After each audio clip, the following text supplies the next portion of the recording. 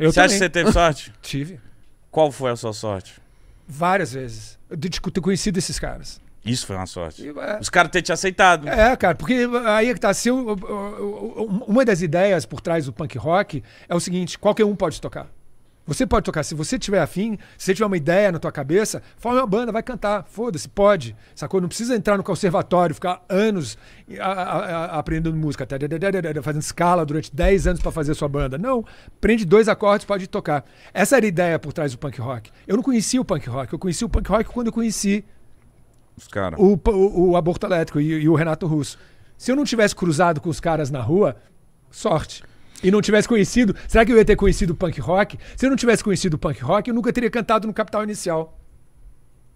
Sorte mais uma vez. Sorte. Cara, mas quando você viu eles, você deve ter falado... Você deve ter olhado e falou...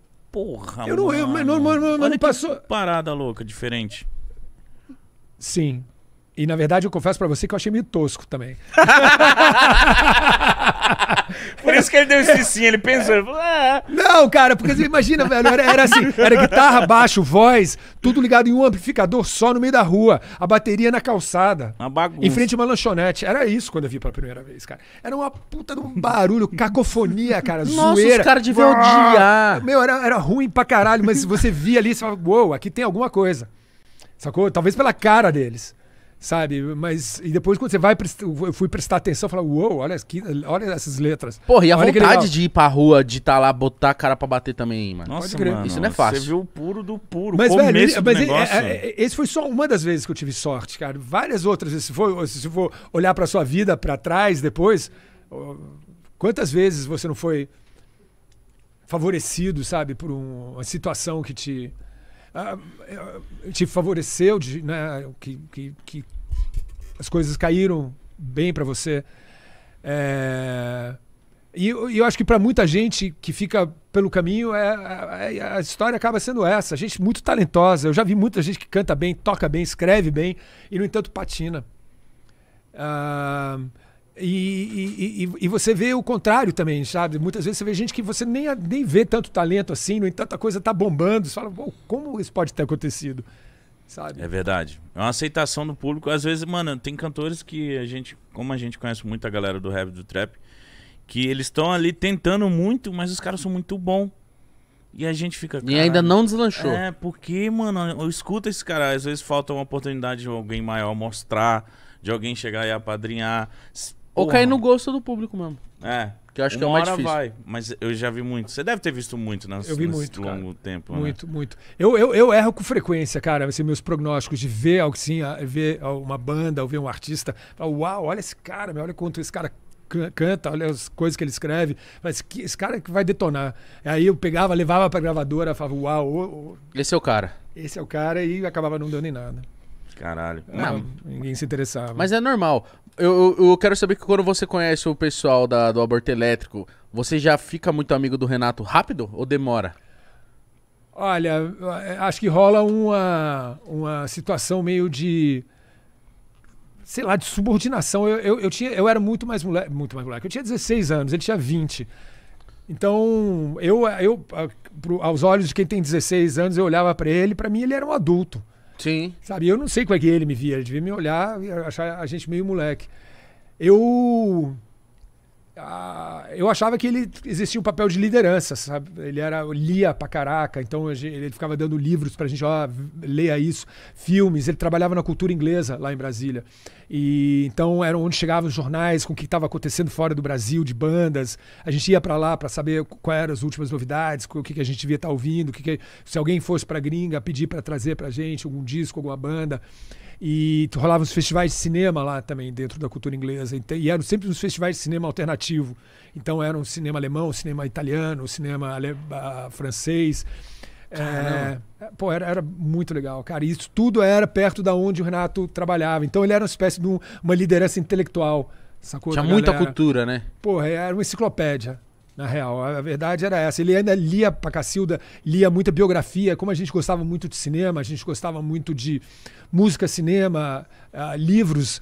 Ele era uma fonte inesgotável de pequenas anedotas a respeito de cinema, como é que os filmes tinham sido escritos, como é que eles tinham sido filmados, qual era a história por trás Nossa, então era muito... dos atores. Muito bom estar com ele, que você aprendia muito, animal, curioso. Era animal, cara. Ele sabia. Isso de discos também. Disco dos Beatles, Abbey Road. Como é que o Abbey Road tinha sido composto? Como? Por quê? O que eles estavam pensando, o John Lennon, quando ele fez aquela música? Nossa. Qual era a inspiração para aquela letra? E embora todo esse universo da música e do cinema, ele sabia o que tinha por trás das cortinas, de tanto ler biografias. Mano. Então, todos esses filmes que a gente cresceu vendo, sabe? E músicas que a gente cresceu ouvindo, ele sabia a história por trás. E então a gente ia pra casa dele, ele ficava contando, dando livros pra gente. Fala, leia isso, ouça isso, veja esse filme. Porra, cara. Nossa, que cara sensacional, era mano. sensacional. Era sensacional. Eu não sei se vocês sabem, mas ontem não, acho que na semana passada, na terça-feira, fez 25 anos que o Renato morreu. Caralho, tudo isso já. 25 anos. Mano, eu tenho 25 anos. Então, você nasceu no... 9h30. 9h30. O pessoal da sua casa assistia? Ou Minha assistia? mãe... Pô, tem que contar essa história. Minha mãe gosta muito de Legião. Muito, assim. Tanto é que Minha mãe ama Capital. eu cresci numa casa, tipo... Onde minha mãe... Mas é a geração dos pais de vocês, velho. Sim. Vão conhecer. Acho que não vão conhecer a história da Legião.